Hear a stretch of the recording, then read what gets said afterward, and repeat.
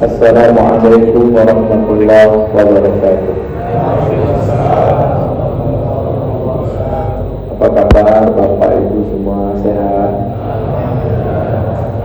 Alhamdulillahirabbil alamin. Bi ni'matil iman wal islam wa tatimmu salihah. Asyhadu an la ilaha illallah wahdahu la syarika lah wa asyhadu anna Muhammadan abduhu wa rasuluhu la nabiyya ba'dah. Allahumma shalli wa sallim ala sayyidina wa nabiyina Muhammadin wa ala alihi wa sahbihi ajma'in wa man tabi'ahum bi ihsanin ila yaumil qiyamah. Yang saya muliakan para muallim muallimah, para ustaz ustazah, para bapak-bapak soleh, ibu-ibu solehah, semua yang sudah hadir, Pak Imam, seluruhnya, yang besar tak dapat saya bawa gelar, yang kecil pun tak ada nampak, semua yang besar-besar. Semoga kita semua senantiasa diberi Allah kesehatan, keberkahan, ampunan, dan rahmat yang senantiasa mengiringi setiap urusan. Bapak Ibu yang dimuliakan Allah Subhanahu wa taala, hamba-hamba kekasih Allah. Hari ini tanggal 26 Rabiul Akhir tahun 1445 Hijriah. Dan sudah hari ke-32 pembantaian saudara kita di Palestina oleh Zionis Yahudi laknatullah alaih. Kita berharap dengan segala ketetapan yang Allah tetapkan dalam kudratnya yang sudah ditulis di Lauhul Mahfuz, kita berada di jalan pejuang, bukan jalan orang-orang pecundang. Di jalan dengan penuh mujahadah, bukan jalan penyebar fitnah. Maka kita berharap dengan ucapan alhamdulillahirabbil alamin, Allah senantiasa memuji kita di antara hamba-hamba yang dipuji. Kemudian kita pun berharap dengan ucapan salawat kita senantiasa diwasilahkan amal-amal kebaikan diterima oleh Allah Ta'ala. Allahumma salli ala sayyidina Muhammad wa ala ali sayyidina Muhammad. Assalamualaikum warahmatullahi. Bapak Ibu, bapak-bapak soleh, bunda-bunda solehah, hamba-hamba kekasih Allah.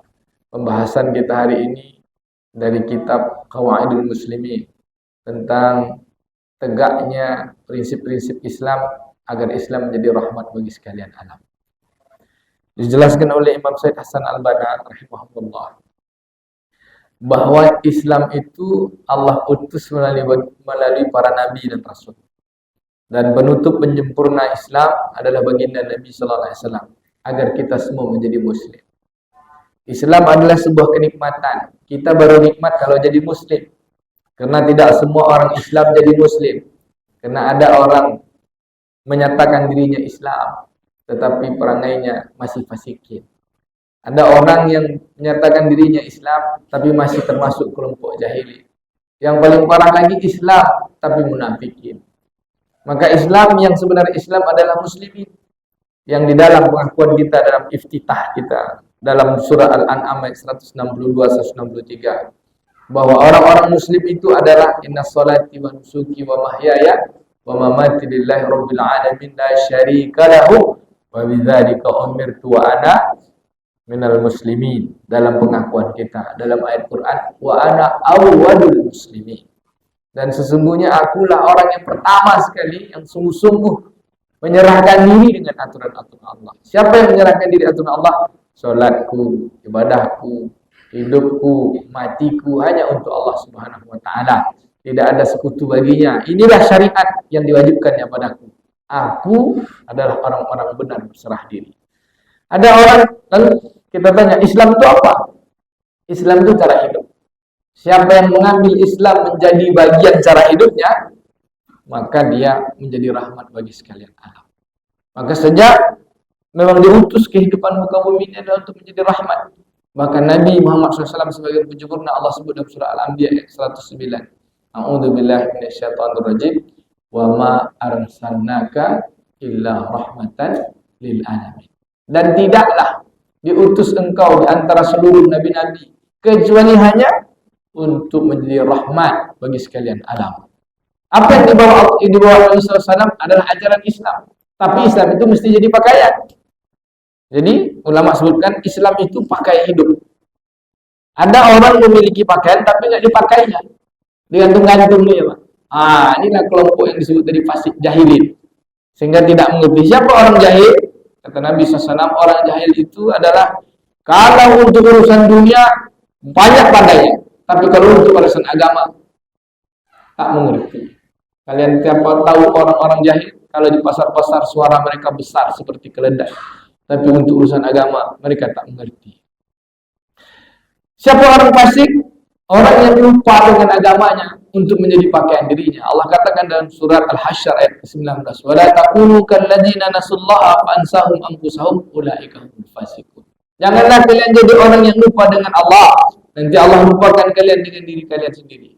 Siapa yang lupa dengan dirinya? Sibuk ngurusi dunia, sibuk ngurusi harta, sibuk ngurusi benda-benda, sibuk ngurusi pangkat dan jabatan.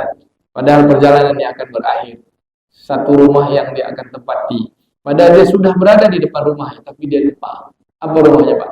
Pintu kubur yang akan dimasuki. Siapa pula orang-orang munafik? Ya, orang munafik jelas Allah sebut dalam surah Munafikun ayat 9. Sesungguhnya orang-orang munafik itu kalau mereka bicara, seolah-olah pembicaraannya begitu mempesona. Mereka itu ibaratkan pohon rindang tempat berteduh. Bukan di surah Munafik ayat 9. Mereka kalau bicaranya itu menjanjikan. Seolah-olah mereka itu seperti pohon rindang tempat orang berteduh, tapi sesungguhnya mereka pendusta. Siapa munafik itu? Kalau bahasa Melayu, musang berbulu ayam. Tentu Ustaz. Musang berbulu ayam tahu? Dia musang tapi berbulu ayam. Dia masuk kandang ayam. Sama-sama kayak ayam, tapi kerjanya makan ayam. Itu kalau orang pancing nggak tahu musang berbulu ayam, abang dia orang pancing. Nggak? Nggak saudara. Ini kami sekampung, orang India tak tahu tuh musang berbulu ayam itu orang pancing itu. Kalau orang India beda lagi dia. Bapak Ibu yang dimuliakan Allah Subhanahu Wa Taala. Ya kalau orang munafik itu dia bersama kita, tapi kerjanya merusak kita. Maka diistilahkan musang berbulu ayam. Masuk dia kandang ayam, tapi ayam habis dikit. Lalu ada kelompok yang menolak pakaian itu sendiri, namanya kafirin. Dia tak masuk pada bagian yang menerima Islam sebagai pakaian. Dia memang menolak itu bukan pakaian. Jadi kita menjadikan Islam itu pakaian, maka jadilah muslimin. Barulah Islam itu tegak menjadi rahmat bagi sekalian alam bagi orang apabila orang-orang muslimnya meletakkan 3 landasan dalam amalnya. Kalau disebut dengan 3 pilar. 1, tidak akan tegak rahmat Islam itu sebagai rahmat. Apa itu rahmat? Jadi kasih sayang, jadi penyelamat, jadi penenang. Apa kata ulama? Hatta seekor kucing, seekor ayam, sebatang pohon pun mesti selamat karena tegaknya Islam. Apalagi anak-anak, apalagi orang tua, apalagi perempuan mesti selamat. Tak pandang dulu, tak pandang mereka itu agama apa. Tapi dengan tegaknya aturan Islam, semua orang selamat, semua orang damai. 1, tujuan hidupnya mesti Allah. Disebut dengan betul akidahnya. Sahihul akidah.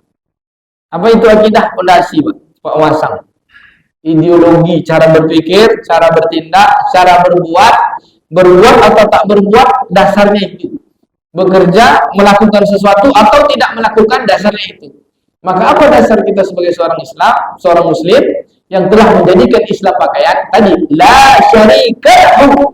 Tak ada sekutu baginya. Apa? La ilaha illallah. Jadi dasar itu. Apa dasar akidah kita? Tauhid, mengahadkan Allah Ta'ala sebagai segala tujuan. Apa kerja di Bang Riau? Kena perintah Allah mencari nafkah, terus berkhidmat kepada semua orang. Amalku kepada Allah untuk mengabdi, amalku kepada hamba sesama untuk menjadi penolong. Abdullah dan sekaligus khalifah. Setiap berjalan kedua tadi. Sebagai hamba Allah Ta'ala, Abdullah, sebagai penolong diri sendiri dan seluruh orang untuk tetap taat kepada Allah. Namanya Abdullah. Dasarnya adalah la ilaha illallah. Yang kedua, saya jelaskan sedikit la ilaha illallah. Inilah semua ajaran yang pertama dibawa para nabi, mentauhidkan Allah Ta'ala. Bahkan di zaman Rasulullah SAW belum ada syariat solat, belum ada syariat zakat, belum ada syariat haji. 13 tahun Nabi SAW mendidik akidah, kemudian barulah menerima perintah solat di tahun ke-9 kenabian. Tapi 7 tahun awal itu adalah hanya berjuang untuk menegakkan kekuatan kalimat itu menjadi sebuah amal. Tujuan orientasi orang beriman adalah la ilaha illallah. Bahkan gara-gara la ilaha illallah, satu keluarga dibantai. Bukan orang Palestina ya Pak. Palestina itu dibantai juga karena la ilaha illallah. Tapi mereka menjadi syahid, para sahabat, menjadi para mujahid yang Allah nilai kematian mereka adalah syuhada. Banyak buktinya udah. Tapi yang awal sekali yang syahid di dalam Islam siapa? 2 orang suami istri, Sumayyah dan Yasir. Semuanya gara-gara hanya ucap la ilaha illallah, diikat di tiang gantungan, kemudian ditombak kepalanya, tembus Pak. Hanya gara-gara ucap la ilaha illallah. Tapi darah yang mengalir dari tubuhnya adalah darah pejuang, darah syahid, darah yang berbau wangi sampai hari kiamat. Suaminya Yasir juga diikat, dicambuk, dipukul, kemudian dibunuh. Anaknya Aman selamat karena dia bertakyah. Dia bilang, ya saya tidak beriman dengan apa yang dibawa oleh Muhammad. Lalu Allah turunkan ayat bahwa sebenarnya Ammar bin Yasir itu terpaksa. Allah maafkan karena dia dipaksa oleh orang-orang Quraisy ketika itu. Bapak yang dimuliakan Allah Ta'ala, maka orientasi segala bentuk perbuatan kita dasarnya adalah akidah. La ilaha illallah adalah tauhid, dan amal itulah disebut dengan amalan zikir. Ingatlah Allah, berorientasilah kepada Allah, dan itulah yang paling banyak dalam Al-Quran yang Allah perintahkan. Paling banyak Pak. Walaupun satu ayat tapi disuruh banyak-banyak, padahal ayatnya banyak. A'udzubillahi minasyaitonirrajim. Ya ayyuhalladzina amanu dzkurullah dzikran katsira. Hai orang beriman, ingatlah Allah, berzikirlah kepada Allah dengan zikir yang banyak. Bahkan ketika Allah Subhanahu wa taala menetapkan kenikmatan berupa persaudaraan pun Allah mulai dengan wa dzkuru ni'matallah, dan berzikirlah kepada Allah dan ingatlah kepada nikmat Allah. Apa nikmatnya Allah? Yang Allah jelaskan pada surah Ali Imran ayat 103. Baik, yang pertama akidah. Orang-orang yang berakidah ini senantiasa menjadikan dirinya berorientasi kepada Allah, itulah dia zikir. Lalu kepada Nabi ditanya, ya Rasulullah, apa amalan yang paling hebat? Kata Nabi, amalan yang paling hebat itu bahkan mengalahkan jihad, mengalahkan sedekah, mengalahkan puasa, mengalahkan berhaji. Apa dia? Adalah zikir. Kenapa? Induk dari amal agama ini adalah zikir. Zikirnya mengingat dan menjadikan orientasi hidup kita adalah Allah. La ilaha illallah. Pertanyaannya, ada orang berzikir la ilaha illallah, la ilaha illallah, tapi masih kedukun. Itu nak berzikir lah. Itu nyebut dulu. Kalau la ilaha illallah ya tak dukun dah. Dia yakin Allah tujuan, Allah menyelesaikan masalah, tapi masih kedukun juga. Nah, ini rusak jadinya tauhid kita. Yang kedua, landasan amal adalah ibadah. Landasan pilar tegaknya Islam sebagai rahmat bagian alam adalah ibadah. Satu akidah, yang kedua ibadah. Orang muslim menyatakan dirinya memiliki akidah, itu baru disebut keimanan. Ketika imannya diamalkan, dipakai dalam badan tadi, karena dia Islam, dia menyatakan asyhadu an la ilaha illallah, asyhadu anna muhammadar rasulullah, itu kan kalimat syahadatain, berisikan kalimat tauhid dan kalimat tauhid, kalimat satu lagi kalimat iman, satu lagi kalimat amal. Maka la ilaha illallah adalah kalimat iman untuk menjadikan kita mukmin. Kalimat Muhammadur Rasulullah adalah kalimat amal yang menjadikan kita untuk beribadah.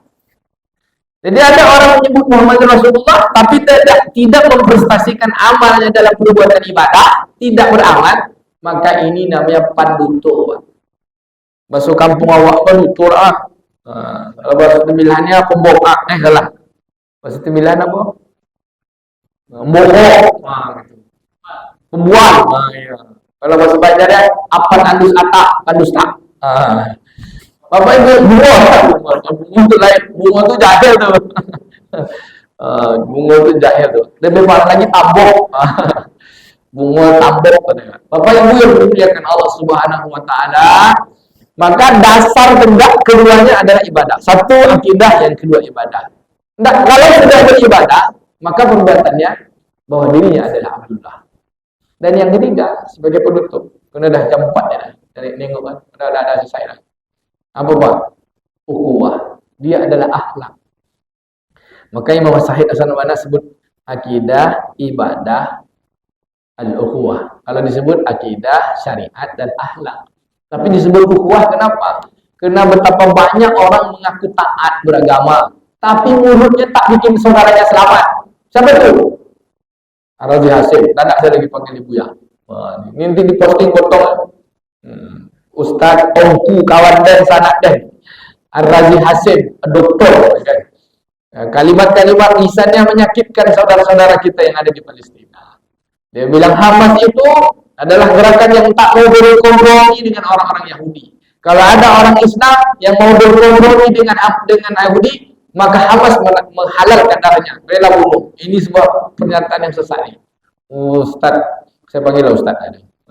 Kawan Den, sanak Den, Razi Hasim, tobatlah. Gitu. 1,5 jam podcastnya bikin tak ada satupun yang bermanfaat. Padahal dia yang kita sebut guru juga, guru kita. Tapi saat-saat berjalan bersama, tak tahu disimpang, lupa dengan jalan yang lurus. Ya Allah ya Rabb. Begitu juga kita yang di sini, banyak kita yang beribadah, sholatnya begini, tangannya ini, keningnya tak baca Quran, tapi bersalah sama kawan pun tak mau. Tengok celananya pendek, panjang sedikit, sampai jauh. Nah, ini betul. Dia beribadah, tapi orang lain tak selamat sebenarnya. Yang paling parah lagi dengan lisannya masukkan orang ke dalam neraka. Rasulullah SAW, orang kafir sendiri pun tak ada Rasulullah kata masuk neraka ya. Nah ada. Maka jaga ukhuwah. Bahkan orang-orang kafir sendiri pun disayangi oleh Nabi SAW. Walaupun mereka tak mau masuk Islam, tapi mereka bayar jizyah, dilindungi Pak disebut kafir sendiri. Kan tak ada paksaan untuk masuk Islam. Apalagi orang Islam, macam mana pula mulut kita tak selamat, saudara-saudara sesama Muslim. Hari ini saudara kita yang ada di dekat kita mesti selamat juga dengan lisan kita, dengan perbuatan kita, dengan saudara kita yang jauh di sana. Mereka kalau sebenarnya mereka perlu bantuan. Bantuan apa? Terutama harta, berupa makanan, karena mereka sedang tersulitkan.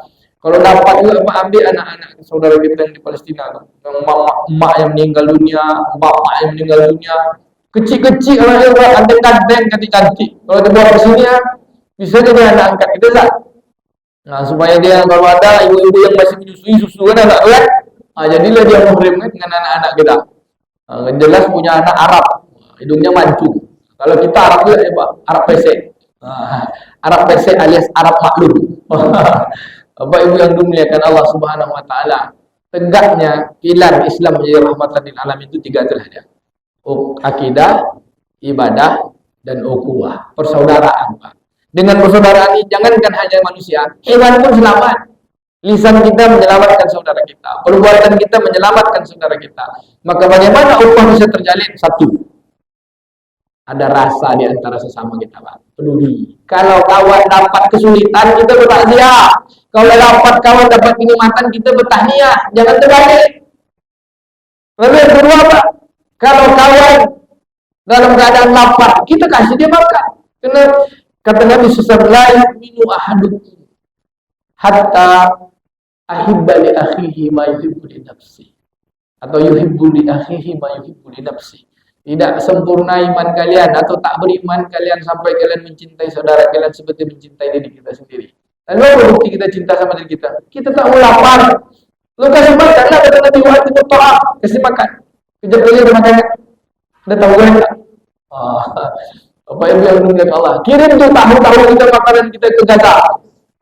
Saya tengok nih Bang Riau sebagai Bang BRK Syariah sebagai sponsor untuk acara nanti malam kan? Acara nanti malam dari bumi Melayu Lancang Kuning untuk Palestina. Datanglah Pak. Saya walaupun tak datang, tapi saya dah kirim dah. Saya mah petang pagi ini saya berangkat ke Padang, ada rapat tribulan pasca sarjana. Tapi dengan Ustaz Mas Riyadi dengan kawan-kawan sudah kirim, insyaAllah kerukunan keluarga Indragiri Hilir 50 juta untuk saudara Palestina. Dari pengurus Pak Edi Wardana udah masukkan juga. Ika Irawan kan? Tak nampak? Ika berapa 5 juta? 10. Bang Dedi dari berapa? 6.000. Ada di grup itu kan, di grup keluarga pengurus. Penasehat, pengurus kerukunan keluarga Indragiri. Kalau Bang Tengku tuh banyak tuh Pak. Untuk 3 bom mortir. 3 bom mortir untuk menghancur drone-nya dari Yahudi Lanatullah Alaihi. Tapi setidaknya kirim makanan. Di antara banyak saluran untuk persaudaraan kita dengan Palestina. Satu Pak, yang paling transparan itu dompet apa? Dompet apa itu 4.790 juta yang akan disalurkan, totalnya 5 miliar. Tinggal sedikit lagi. Tinggal 3% lagi lah katanya akan disalurkan. Kemudian kita bisa.com Lazis Muhammadiyah. Lazis Muhammadiyah per 500 juta disalurkan. Kemudian Bulan Sabit Merah Indonesia. Kemudian National International Humanitarian Network International Humanitarian yang Ustaz Muhammad Hussein Gaza. Kalau kita di sini, ya kita sendirilah yang tahu mana orang-orang yang payah di antara kita. Yang terakhir, maka ukhuwah ini harus diwujudkan dalam doa. Maka sholat Jumat tak sah dan kalau tak ada doa. Allahumma firil muslimin wal muslimat. Ya Allah, ampunkan kami kaum muslimin muslimat. Ustaz Khalid Bahasa Lama yang kita tuduh dia salafi, Pak. Dia pun setuju dengan perjuangan mujahid para Palestina. Sebagian ustaz dia aja yang agak-agak peka sikit.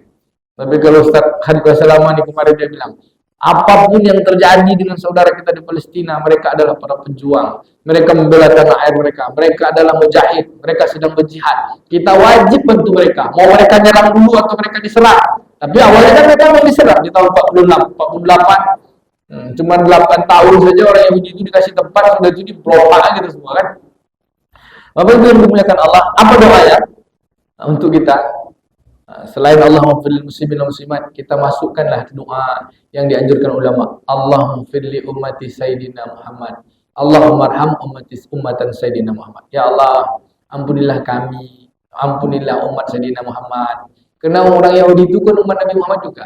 Kalau Allah kasih dia hidayah, hilang keyahudiannya jadi muslim lagi. Karena motonya Hamas Izzuddin Al-Qassam itu pada pasal ke-7 dalam dia ada beberapa bab yang ditulis mereka sebagai platform jihad mereka. Mereka tidak akan berdamai dengan Yahudi sampai terakhir satu orang Yahudi mati di tangan para mujahid. Berarti tidak disitu. Kenapa? Karena memang Yahudi itu akan habis. Mereka berdasarkan Quran. Tak akan bisa berdamai dengan Yahudi sampai manusia terakhir dari Yahudi itu mati. Kalau tidak, ya orang Yahudi sudah banyak masuk Islam. Jadi bukan Yahudi lagi namanya. Sudah jadi orang mukmin dan muslim. Maka kirim doa-doa kita, Pak. Allahumma firli ummati sayyidina Muhammad. Allahumma arham ummatan sayyidina Muhammad. Allahumma salli wa sallim ala nabiyina Muhammadin wa ala alihi washabihi ajma'in. Allahumma a'izzal Islam wal muslimin. Allahumma ansur ikhwanana minal muslimin wal mujahidin fi Gaza, fi Palestin ya rabbal alamin. Allahumma ansurhum nasran aziza. Allahumma ansurhum nasran aziza. Allahumma ansurhum nasran aziza ya rabbal alamin. Allahumma kafarata minal kafirin wal musyrikin wal yahudi wal nasara aduhu aduka ya rabbal alamin. Rabbana atina fid dunya hasanah wa fil akhirati hasanah wa qina azabannar. Subhanakallahumma wa bihamdika asyhadu an la ilaha illa anta nastaghfiruka wa natubu ilaik. Walhamdulillahirabbil alamin. Wassalamu alaikum warahmatullahi wabarakatuh.